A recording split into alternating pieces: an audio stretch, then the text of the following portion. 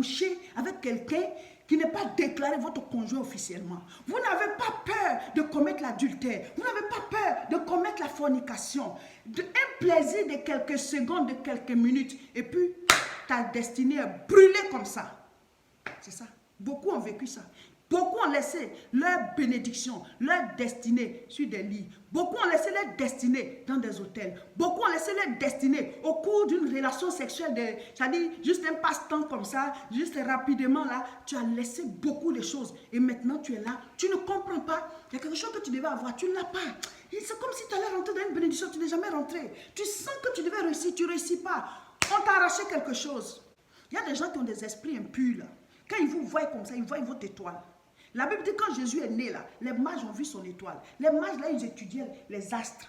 Il y a des gens, ils disent que oui, ils voient clair, mais ils sont possédés. Donc quand ils te voient comme ça, ils disent, lui là, il va réussir. Donc la personne cherche à coucher avec toi. Ou bien dire, elle va réussir. La personne cherche à coucher avec toi. Parce que Satan leur a appris à voler. Donc ils volent votre bénédiction et puis maintenant eux ils réussissent avec. Quand ils vous voient comme ça, ils voient une destinée glorieuse en vous. Donc ils ont un objectif, celle-là je vais coucher avec elle pour prendre cette grâce-là. Celui-là je vais coucher avec lui pour prendre cette grâce-là. Et donc la personne s'arrange, elle va te séduire, elle va te faire comprendre que tu es trop beau, que tu es trop belle. Elle va te faire comprendre que sans toi elle ne peut pas vivre. Et tout ça remplit toutes les conditions. Tout ce que la personne veut, c'est d'avoir des rapports sexuels avec toi. Des rapports sexuels avec toi. Parce qu'il y a une destinée en toi qu'elle veut. Il y a une destinée en toi qu'elle doit tirer. Il y a quelque chose qu'elle doit récupérer qui est à l'intérieur de toi. Et elle ne peut pas rentrer en toi si ce n'est pas par les rapports sexuels. Donc la personne va tout faire pour te faire tomber dans son piège. Te montrer que tu es le plus beau du monde. Que te montrer que tu es la plus belle du monde. Et tu vas te retrouver dans les circonstances de péché. Parce que la Bible dit... Tout rapport sexuel en dehors d'un couple qui est ensemble, c'est-à-dire en dehors d'un couple qui est marié, en dehors d'un couple qui sont déclarés conjoints, voilà. Tout rapport sexuel en dehors de ça, c'est le péché. Celui qui arrive à discipliner sa vie sexuelle, qui arrive à mettre sa vie sexuelle en rapport avec la parole de Dieu, c'est-à-dire je suis avec ma conjointe, je suis avec mon conjoint, ça me suffit. Vous comprenez? Ça me suffit. Les relations sexuelles en dehors du mariage, ou bien avant le mariage, tout ce qui est impureté, fornication, impudicité, adultère, c'est-à-dire mets une croix dessus. Tu es en train de livrer ta destinée. Quand vous trompez vos femmes, vous trompez vos maris, vous croyez faire du mal à la personne, vous faites du mal à vous-même. Tu es en train de permettre à la personne de prendre ce qui est en toi. Parce que ta destinée se trouve en toi.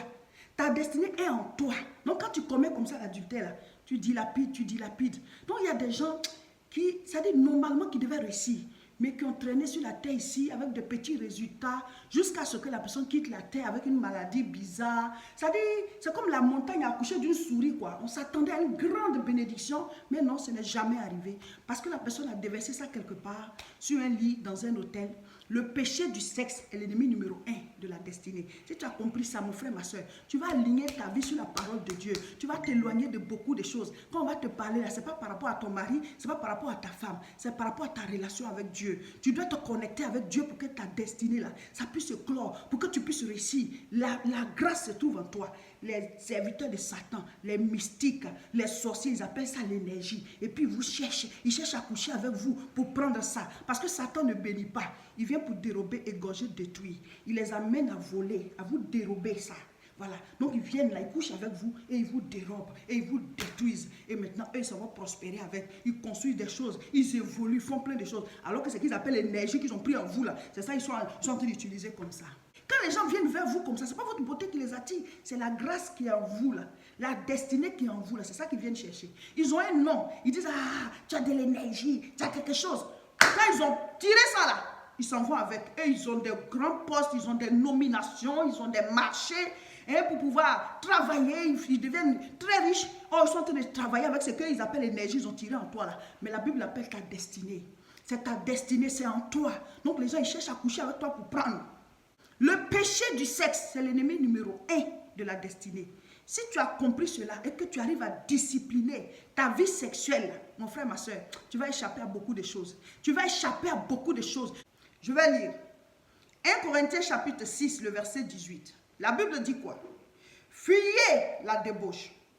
Quelque autre péché qu'un homme commette, ce péché est hors du corps. Mais celui qui se livre à la débauche pêche contre son propre corps. Devant Dieu, tous les péchés sont égaux. Il n'y a pas de petit péché, il n'y a pas de grand péché.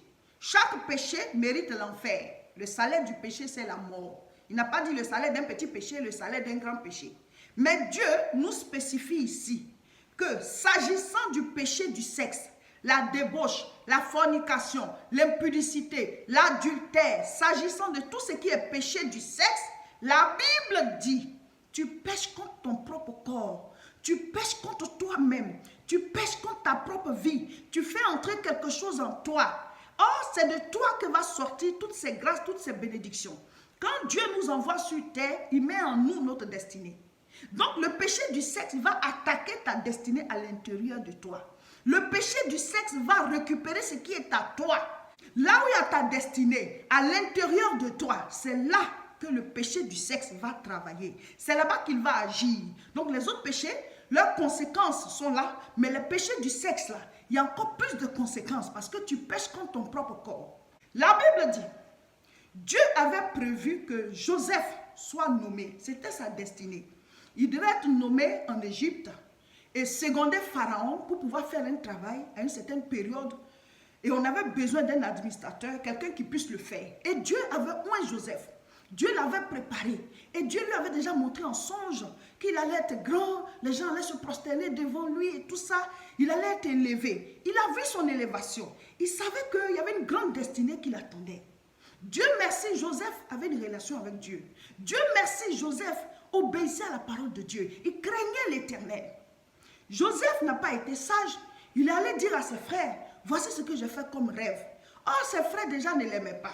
Et donc, ils se sont débarrassés de lui, ils l'ont vendu, ils l'ont surnommé le faiseur de songes, parce qu'il avait dit qu'en songe, il a vu son élévation, il a même fait 2 songes de ce genre. Donc, ils l'ont surnommé le faiseur de songes, ils l'ont vendu et il s'est retrouvé en Égypte.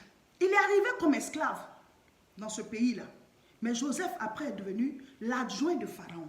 Pharaon l'a établi à cause de la grâce de Dieu sur Joseph. Mais écoutez très bien, Joseph, avant de se retrouver chez Pharaon, il a d'abord transité chez Potiphar. C'est Potiphar qui l'a acheté comme un esclave. Voilà. Mais quand Potiphar l'a mis dans sa maison, il a vu qu'il y avait une certaine grâce sur Joseph. Il a vu qu'il y a une certaine bénédiction sur cet enfant. Parce que tout prospérait depuis que Joseph était là. Alléluia. Mon frère, ma soeur, normalement dans ton boulot là, à cause de ta présence, tout doit prospérer. La grâce de Dieu doit t'accompagner. Ça, c'est une parenthèse. Quand tu rentres quelque part, à cause de la lumière de Dieu qui est sur toi, ça doit aller. À cause de toi, ça doit aller. Parce que Dieu nous accompagne.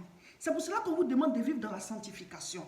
Parce que le manque de sanctification éloigne Dieu de vous. Et ça éloigne sa grâce, ça éloigne la bénédiction, ça éloigne votre rayonnement spirituel, ça éloigne la lumière de Dieu. Parce que Jésus a dit quoi? Vous êtes la lumière du monde. Normalement, tu dois briller. Tu dois briller par tes résultats. Tu dois briller par l'onction qui t'accompagne. L'onction, ce n'est pas seulement pour les pasteurs. Ce n'est pas seulement pour les servants de Dieu. L'onction, c'est aussi pour tous les chrétiens. Tu dois être oué dans ton domaine. Amen. Donc, Joseph était oué. Donc, quand il est arrivé chez Potiphar, il y avait de bons résultats. Potiphar dit, ah, l'enfant là, il me plaît, il me plaît. Donc, il a établi comme chef sur tous ses travailleurs. Il n'était plus esclave, il était le principal des travailleurs dans la maison de Potiphar. Et c'est parti comme ça. La femme de Potiphar, on ne sait pas quel genre de femme il a. Un bon monsieur comme ça, et sa femme est très mauvaise. Elle a commencé à convoiter Joseph. Le diable a commencé à animer cette femme-là. Mais qu'est-ce qu'elle convoitait? La destinée de Joseph. Donc, quand la femme de Potiphar, Madame Potiphar, qu'elle a jeté son dévolu sur Joseph, Joseph a compris. Joseph a compris. Il dit, moi, je ne peux pas commettre un aussi grand mal. Je ne peux pas désobéir à la parole de mon Dieu. Le Dieu que mes parents m'ont enseigné et que j'ai commencé à adorer et qui a commencé à se révéler à moi. Ce Dieu qui m'a soutenu. Pendant que mes frères m'ont vendu, il a permis que je sois acheté par quelqu'un qui est un officier de Pharaon. Donc je suis esclave dans une bonne maison, je suis à l'aise. Parce que ça dépend de où tu es esclave. Hein? Voilà. Quand tu es esclave dans une maison où il n'y a rien, tu vas sentir. Mais quand tu es esclave dans une bonne maison, tu vas aussi être bien. Voilà. Donc Dieu a permis que Joseph, en tant qu'esclave, ne soit pas acheté par n'importe qui, mais qu'il soit acheté par Potiphar qui a les moyens, qui est un officier, c'est-à-dire qui est quelqu'un de grand dans la cour de Pharaon. C'est lui qui a acheté Joseph. Et donc là où Dieu l'a béni, là, toi, Madame Potiphar, tu vas envoyer la malédiction. Il y a des gens comme ça. Dieu vous a béni, hein, vous allez transporter la malédiction dans la bénédiction que Dieu vous a donnée. Là où Dieu t'a mis là pour que tu sois prospère, seulement tu vas aller coucher avec les gens. Seulement que tu vas aller coucher avec les hommes. Seulement tu vas aller coucher avec les femmes. Toi, tu transportes la malédiction dans ta bénédiction. Toi, tu transportes le péché là où la sanctification doit être. C'est pour ça que vous terminez mal. C'est pour ça que c'est comme si c'est comme une symphonie inachevée. Genèse 39, à partir du verset 7. Après ces choses, il arriva que la femme de son maître porta les yeux sur Joseph et dit, couche avec moi. Verset 8, il refusa et dit à la femme de son maître, voici, mon maître ne prend avec moi connaissance de rien dans la maison. Et il a remis entre mes mains tout ce qui lui appartient. Il n'est pas plus grand que moi dans cette maison et il ne m'a rien interdit, excepté toi, parce que tu es sa femme. Comment ferais-je un aussi grand mal et pécherais-je contre Dieu? Oh, alléluia. Joseph craignait Dieu.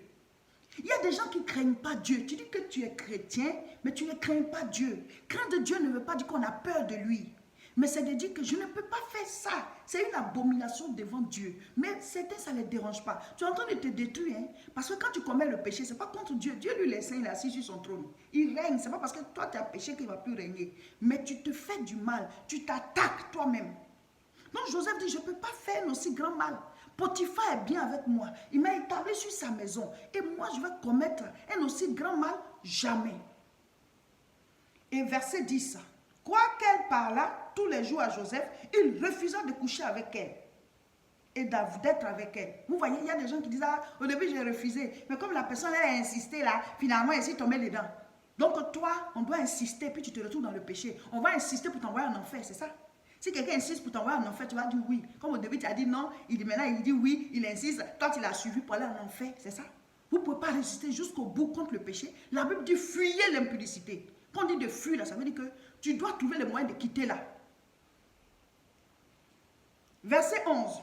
Un jour qu'il était entré dans la maison pour faire son ouvrage et qu'il n'y avait là aucun des gens de la maison, elle le saisit par son vêtement en disant, couche avec moi. Et il lui laissa son vêtement dans la main et s'enfuit au dehors. Voilà, voici quelqu'un qui craint Dieu. Voici quelqu'un qui sait qui il est. Voici quelqu'un qui sait qu'il y a une grande destinée qui l'attend. Il ne faut pas traîner dans le péché. Si lui avait couché avec la femme de Potiphar, c'est Potiphar, parce que c'est sur le lit, non? C'est Potiphar qui allait prendre cette grâce-là. On allait nommer Potiphar. Là où on devait nommer Joseph, c'est là-bas on allait nommer Potiphar. Vous voyez? Vous couchez comme ça avec les gens et votre destinée reste. Vous perdez ça. Satan leur a appris à voler. Parce que lui, son rôle, là, Satan, c'est dérober. Dérober, là, c'est voler, égorger et détruire. Ils viennent vous arracher vos grâces en couchant avec vous. Quand tu ne connaissais pas encore le Seigneur, tout ce que tu as commis comme péché de sexe, tout ce que tu as perdu, la Bible dit, si quelqu'un est en Christ, cette personne devient une nouvelle création. Les choses anciennes sont passées, voici, toutes choses deviennent nouvelles. Donc le Seigneur, il renouvelle cette destinée en toi. Tout ce que tu avais laissé sur des lits, tu avais laissé dans des hôtels, tu avais laissé dans des endroits, en couchant par-ci, par-là, par manque de connaissance, par ignorance. La Bible dit, quand tu te donnes à Jésus, tu es renouvelé. Les choses qui étaient perdues sont renouvelées. Tu es une nouvelle personne. Mais certaines personnes, pendant qu'elles sont déjà en Jésus, là, tu es déjà en Christ, Dieu avait déjà tout renouvelé. Tu retournes encore vivre dans le péché. Tu retournes encore commettre des péchés de sexe, n'importe comment. Tu couches avec n'importe qui. Mais maintenant, si la nouvelle naissance avait tout renouvelé, tu vas encore aller perdre. On va encore te donner ça comment? Quelle autre naissance tu vas encore vivre pour récupérer tout? C'est pour cela que quand on se donne à Dieu, là, il faut s'engager réellement jusqu'au bout. Quel autre espoir tu as à part Jésus-Christ? C'est lui qui est mort, qui est ressuscité pour nous. Donc quand on est en Jésus, on doit faire un effort et rester dans la voie du Seigneur. Donc répands-toi et change de chemin, marche comme la parole de Dieu dit et tu vas voir, tes bénédictions, tes grâces, ta destinée va s'accomplir. Par la grâce de Dieu, nous sommes au 15e jour de notre temps de jeûne et prière. Félicitations à tout le monde. Bravo, bravo, bravo. Ceux qui jeûnent, félicitations. Ceux qui ne jeûnent pas, félicitations. Pourvu qu'on soit tous dans le programme. Donc, aujourd'hui, lundi, nous disons au Seigneur, Seigneur, je veux rester chrétien jusqu'à la mort. Donc, tu dois continuer le combat spirituel qu'on a commencé depuis. Depuis quelques jours, on a commencé le combat spirituel. Cette fois-ci, tu ajoutes ce sujet-là à ton combat spirituel. Voici les différents rendez-vous. Ce mercredi à 10h30, on sera en direct encore avec mon époux, le révérend Roger Seka, pour le jeûne, parce que c'est le direct du jeûne. Mercredi 10h30, toujours sur la page Facebook, Réseau International Richesse. Le dimanche à 10h30, ce sont les cultes en direct. Abonnez-vous aussi à notre chaîne YouTube, La Moisson TV, mais les directs, pour l'instant, c'est sur Facebook.